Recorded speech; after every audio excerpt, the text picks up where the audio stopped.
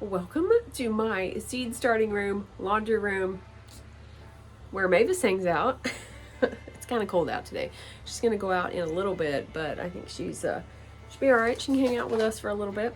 So today I want to talk about what seeds I want to either buy or make sure I have, and all of the above. So what I'm going to show you is what I do is I go down through my list of this that I printed out like years ago, and what I keep suggesting and is in the link to this video of thisgarden.org, where you can get the list that shows all the goods of when you can start these seeds, when you can put them out, and so forth. So let's get started.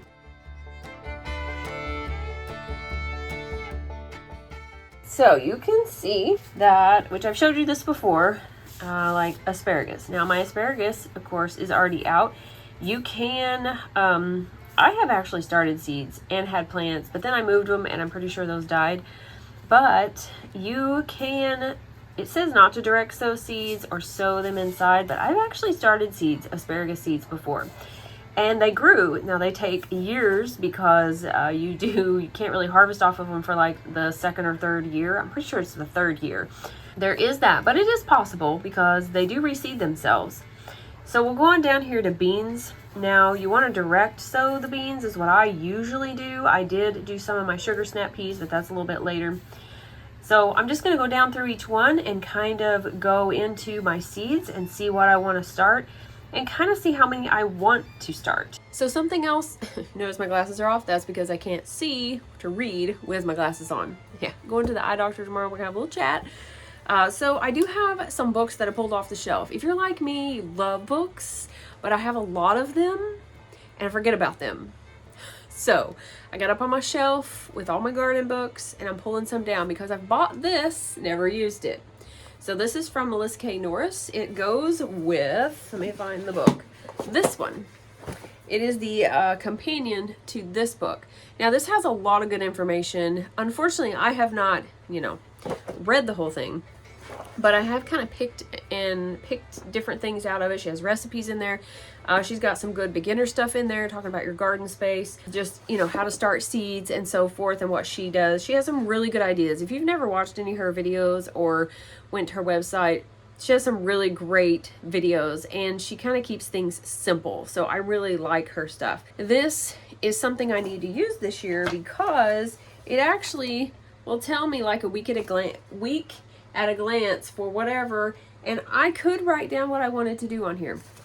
Now I am more of a pencil paper person. I don't know about you, but I really like that. Like my sister loves spreadsheets and she loves everything digital. While I do like that for certain things, when I'm out in the garden, this is what I really like. I really like keeping notes. I like, which I always tell you, make sure you write it down, make sure you write it down. And really it's kind of for me too, because I forget half the time. This will kind of help. This will kind of, I could write down on here. I mean, I bought this, so I really should use it, right? And you can put all kinds of stuff in. There's monthly expenses. There's just all kinds of stuff that you can put in here, but there's also things in the back of this book that kind of helps and tells you like what zones and what you can do.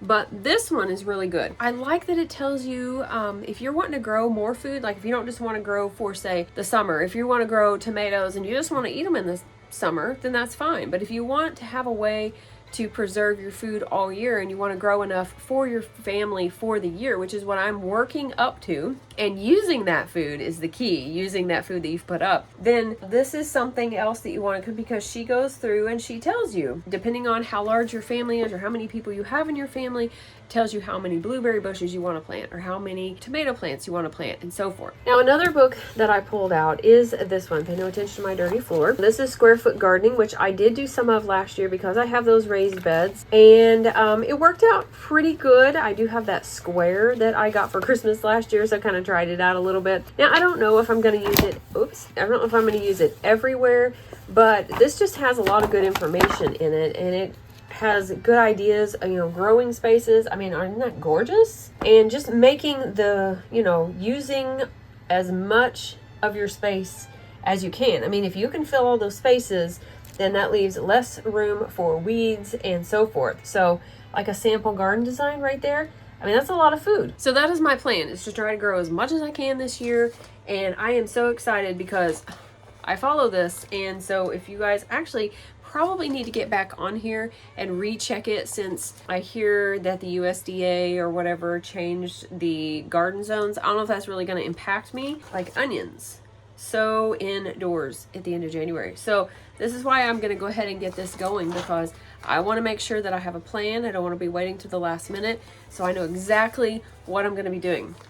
If you guys watched my videos from last year, how I did it, that's what I'm going to do this year. But I'm going to use the empty photo container instead of doing those up there and changing those. So I'm going to use the new photo thing, and I'm going to put my seeds in there so that I can just pull out exactly what I want to plant and put those in there. That's what I'll be doing, is going down through this. Now, something else I'm excited about, you know, that I found on my shelf that I forgot I had, Guide to Roses. So I have a lot of roses outside, and most of them are from my uncle or my grandmother when they passed away and the house was sold.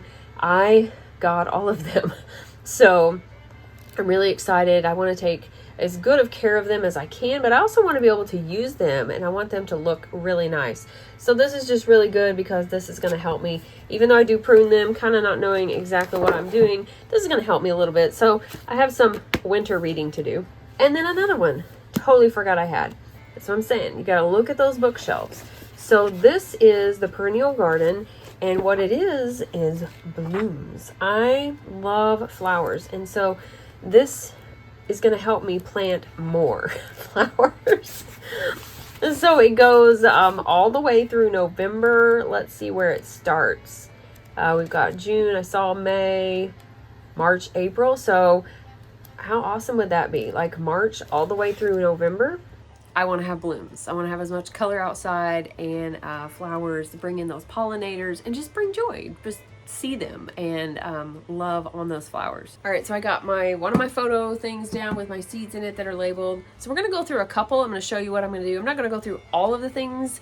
I do have the grandbabies coming today, so I'm trying to squeeze this in before they get here. So I'm going to show you beets and onions, because I was going to do beets and beans, but beets and onions is this one. So we're going to go ahead and look at this, because actually onions is the one that gets planted or started the soonest. So let's go ahead and do those. So beets. Now, this does not recommend sowing indoors or transplanting, and they recommend direct sowing in the middle of February for my zone. But while I will be doing this, I will probably be doing this as an experiment again, because I know I can do it. I've seen people do it. So I'm going to do that so that I can get them out sooner. So here's an example of this book by Melissa K Norris. So if we go to beets, then we know that we need 36 to 40 per person, okay? So that's plants per person, and that is about a 1/4 pound per beet, average pounds per plant. So that means average cups per plant, we're gonna get about 1/2 to 3/4 cup. Now, if your family, you know, depending on who likes beets, that really depends on how many you plant. So if everybody likes beets, well, then you're going to plant some for everybody. If not, then you're going to adjust it accordingly. But this kind of helps you out so you know how many to plant. That way, if you know, kind of plan ahead a little bit. Now, if you're trying a crop, maybe you're going to plant less of it. Maybe you're trying a new variety. If you want to see if you like it or not, you might try less of it, because you don't want to plant something that everybody doesn't like and then you have a ton of it to do something with. So my recommendation would be to plant, if you're going to have to plant a new variety, try it and see, or go buy it from the store, go buy it from a local farmer or whatever it might be. Try it before you plant a bunch of it. Then if you really like it, then get those seeds or whatever it might be, and then go off of this, plant it, use it fresh, and then preserve it, juice it, whatever you want to do. So since we're still on beets, so we want to look at beets. Now I have quite a few of these because I like beets, and I like canning them, and I like eating them and juicing them. They're really good for you. So I like to have different varieties though. I don't like just having the traditional beets. I actually took them to my mom because she likes beets, and I had like these, and I had these orange ones or golden ones, and then I had like, you know, plain like traditional kind of beets, and she had no idea. I even had white beets with me, and she had no idea that, yeah, they actually came like that. Because you don't usually see, you know, these, when you see these, but I haven't really seen a whole lot of these in the store. I know that I know how many beets, if I want to plant them, then I know I have quite a few seeds in here. I just need to kind of have an idea. I might buy some new ones, kind of check these and see how, what the expiration date is on them, and you know, just kind of see. These were fun to grow.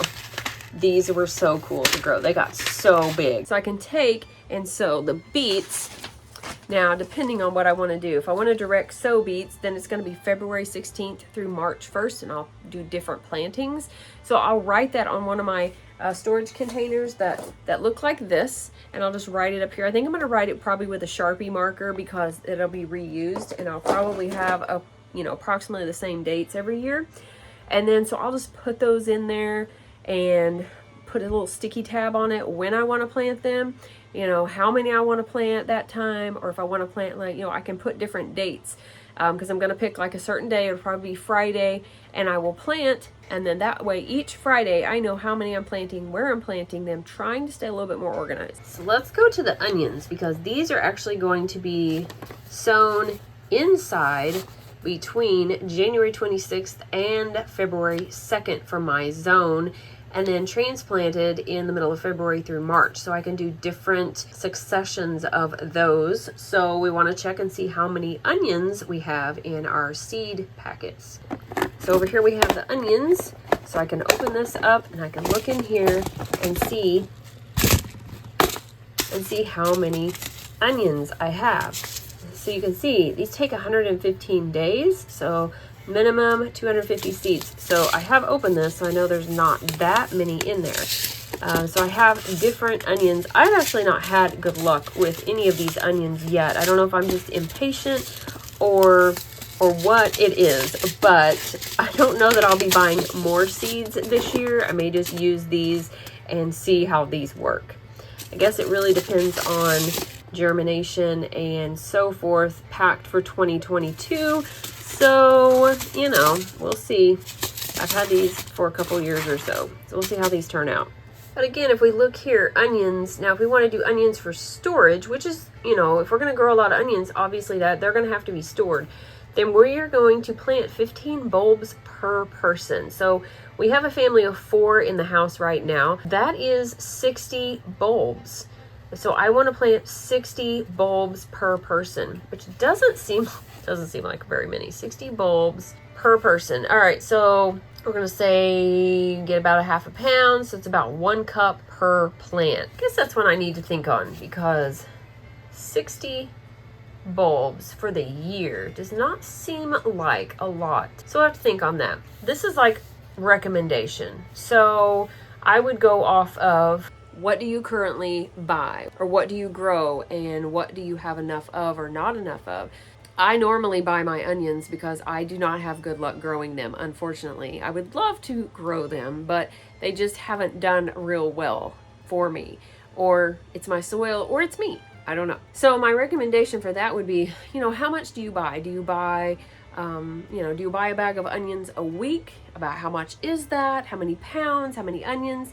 And kind of multiply that out. You know, how many do you buy in a year then? And then that kind of gives you an idea of maybe how many to try to grow.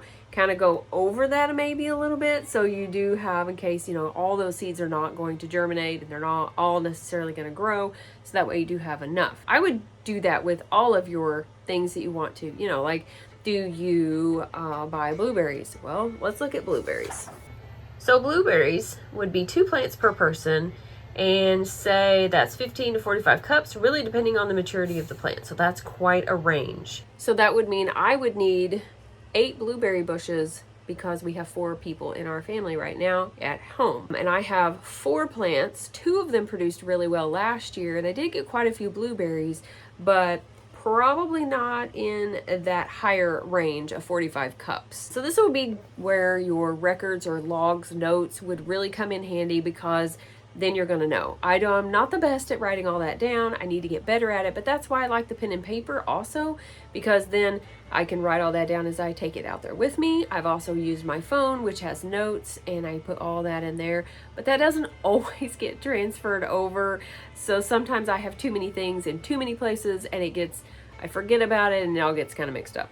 So my recommendation with something like this, with a good resource like this, is to use it as a guide, So if you want strawberries, 20 to 25 plants per person, that's a lot of strawberries. So that would mean I would have almost 100 plants, and I don't have that many. So just kind of use this as a guide, and you may need more than that. It just really depends on how much, how many you like. So 1 pound or 1 pint per plant.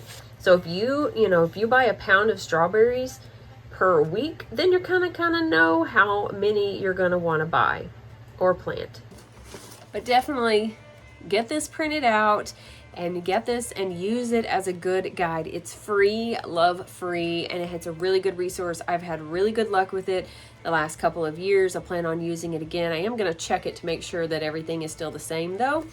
And then if in your budget is not buying any books, you can find resources online for free. There is so much available. Just use it as a guide and not a for sure, for you. Just like this book, I'm going to use it as a guide and guide me on how many to buy or how many to plant, and kind of go off of what our family's tastes are, what our family wants, what our family eats, and use that. Like sugar snap peas, I still have some frozen that I want to use in stir fries. So I may not need as many sugar snap peas next year unless we really enjoy them in the stir fry, and then I might plant the same amount or more. But next year, this year, I keep saying next year, we're in this year.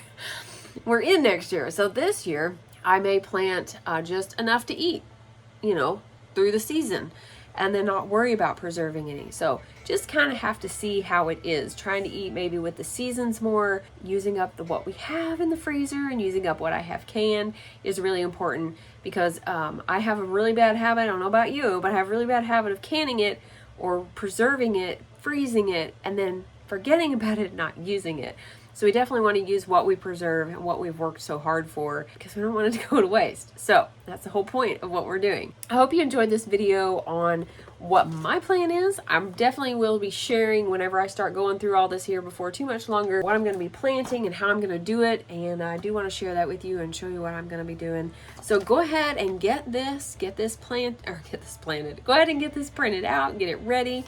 And if you want any of the tools that I'm using, then you can get these photo containers. You can use card files, use something that you have. I mean, if you have index cards and you have like a tray, you can get organized, and it doesn't have to like break the bank. I got these on sale a few years ago. I recommend them. I really like them, but you don't have to use them. Just get yourself a good organization technique. Definitely check this out if you haven't already. All right, guys, I'm gonna get out of here and get everything taken care of before the grandbabies get here. So hope you have a great rest of your day, and be sure to like and subscribe, and don't forget to be lovely lights today.